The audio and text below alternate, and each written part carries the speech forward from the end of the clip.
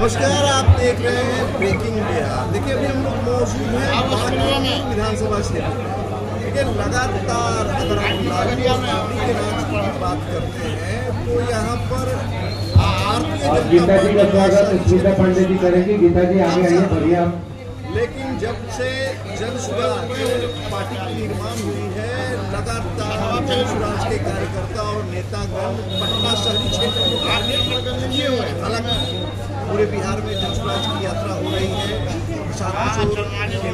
सभी जगह घूमा जा रहा है, लेकिन पटना के शहरी क्षेत्रों पर भी जन सुराज की विशेष निगाह है। क्योंकि जाहिर सी बात है कि पटना शहरी क्षेत्र में पढ़े लिखे लोगों की आबादी ज्यादा है और जन सुराज ऐसे लोगों को भी टारगेट करने में पीछे नहीं रह रहा है। इसी दरमियान हमारी मुलाकात होती है विधानसभा से एक जन सुराज के प्रत्याशी रवि नारायण सिंह, जो कि लगातार क्षेत्र में घूम रहे हैं, क्षेत्र की समस्याओं को उठा रहे हैं।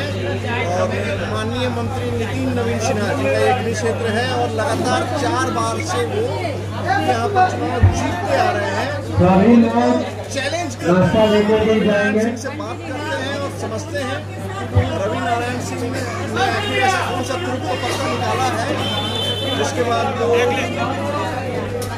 नितिन नवीन को टक्कर देता है।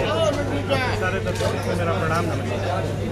भाजपा का गढ़ माना जाता है। लालू और राबड़ी के शासनकाल में भाजपा का ये अभेद दुर्ग माना जाता था। वहाँ पर आप टक्कर देना चाह रहे हैं भाजपा के क्या करेंगे? देखिए, आज अचानक से आप वहीं पे मौजूद हैं जहाँ पे मेरा कार्यक्रम हो और जहाँ मैं बैठा हुआ हूँ, ये चनमारी रोड इलाका है जिसको भाजपा का अभेद किला कहा जाता है।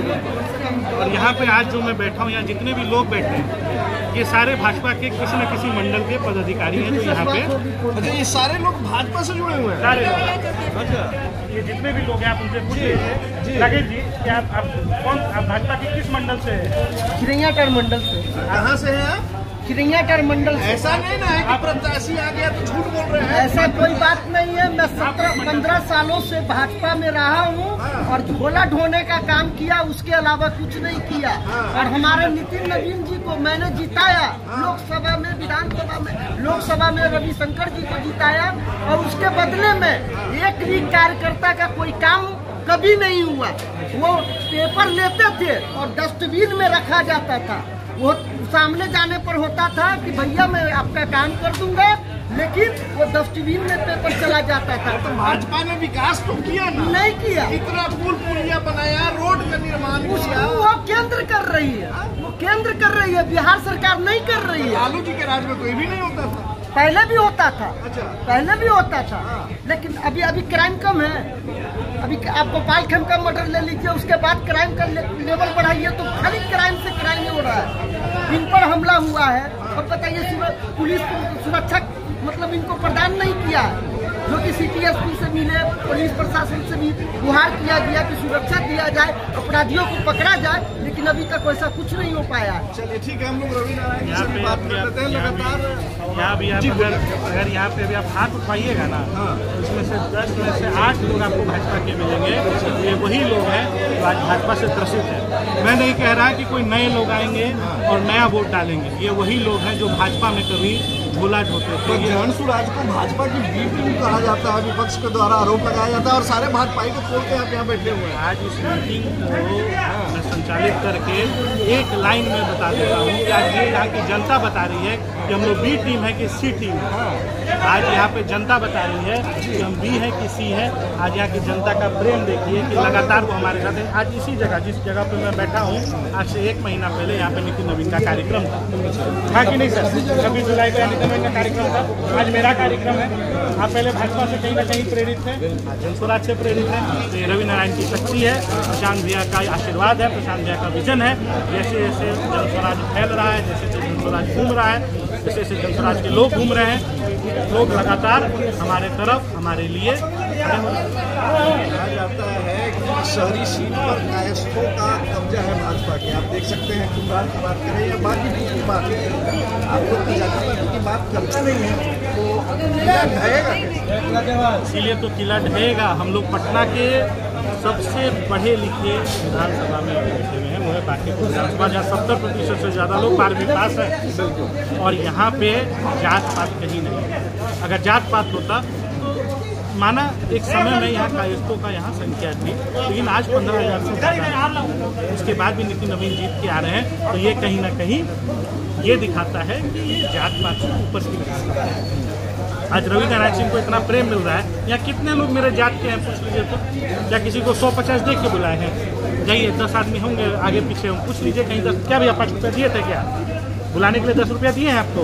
क्या चाचा पैसा दे के बुलाए हैं? तो जब पैसा दे के नहीं बुलाए हैं, लोग सुनने आए हैं, तो क्यों आए? 3 प्रमुख समस्याएं आपके क्षेत्र की। सबसे पहला, बांकीपुर का 70% इलाका जल जमाव का शिकार। दूसरा, रोड की समस्या। तीसरा, यहाँ पे ना कोई अस्पताल है ना कोई स्कूल है। यहाँ पे स्वास्थ्य संबंधित अगर समस्या आप हो जाए तो PMCH पे पूरी तरह निर्भर है। और PMCH की उतनी वो नहीं है कैपेसिटी कि पूरे बिहार के साथ देख आज PMCH की क्या दुर्गति आप जाइए आपको पता चलेगा। अगर वहाँ पे जीता जिंदा आदमी लेके जाइए तो मुर्दा दिखा। मोगी है, हमें भी मार्केट भगाया गया था PMCH में। अच्छा एक बात और बताइए कि लगातार आप इस प्रकार से बातें कर रहे हैं, PMCH की बात कर रहे हैं, शिक्षा की बात कर रहे हैं, तो आप ये भी कह रहे हैं कि लगातार जितने भी लोग यहाँ उपस्थित थे ज़्यादातर भाजपा के सपोर्टर, तो अंत समय चुनाव के समय यही परिस्थितियाँ बन सकती है ना कि लोगों के दिमाग में आए कि रवि नारायण और जनसुराज को जीतने से कहीं चुनने से आगे नहीं होता है, आप भाजपा का वोट नहीं। उस परिस्थिति में इस बार चाहे मुसलमान रहे, चाहे OBC रहे, चाहे अगड़ा रहे या पिछड़ा रहे, सबका प्यार रवि नारायण के साथ है। और ये लगातार ये एक मेरा काम नहीं है, ये मेरा एक सभा नहीं है। ऐसे ऐसे मैंने अब तक नहीं भी तो 80 से ज़्यादा सभाएं की। वो सारे सभाओं का वीडियो मेरे Instagram और Facebook पर, वहाँ पे देखिए मैं कैसे लोगों से बात करता हूँ, कैसे संवाद करता हूँ।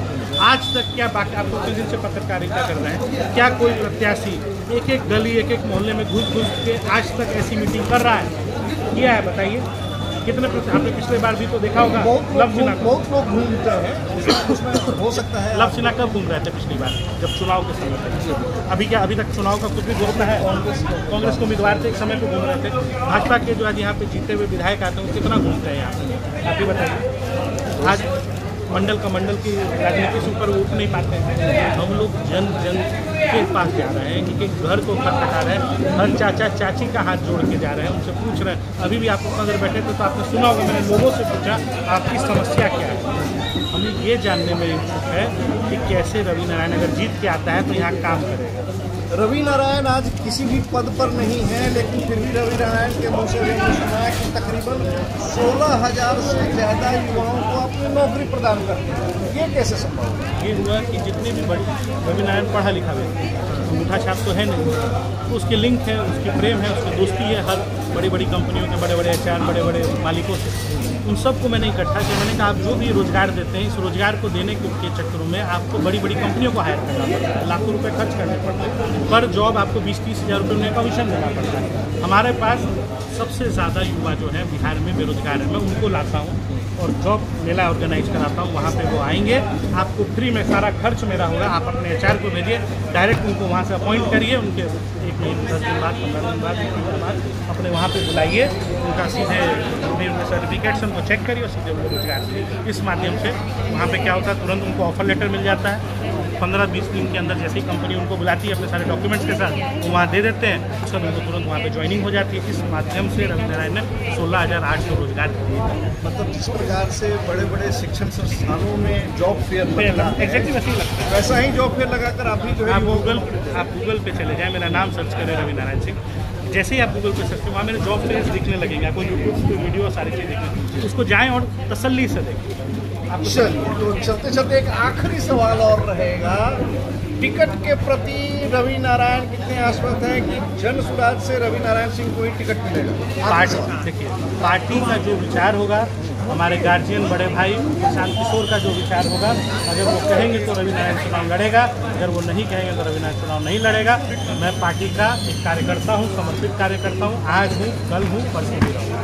चलिए, तो ये थे हमारे साथ रवि नारायण सिंह। लगातार कह रहे हैं कि जब मैं सत्ता में नहीं हूँ तो युवाओं को नौकरी दे सकता हूँ, तो सत्ता में आने के बाद मैं और भी कुछ करना चाहूँगा और पार्टी मुझे टिकट दे न दे, ये मेरे लिए मायने नहीं रखता है। मैंने जन स्वराज का झंडा उठा लिया है और जन स्वराज के लिए ही अब रवि नारायण सब कुछ करता रहेगा। खबरों में फिलहाल इतना ही, तब तक के लिए दे इजाजत, नमस्कार।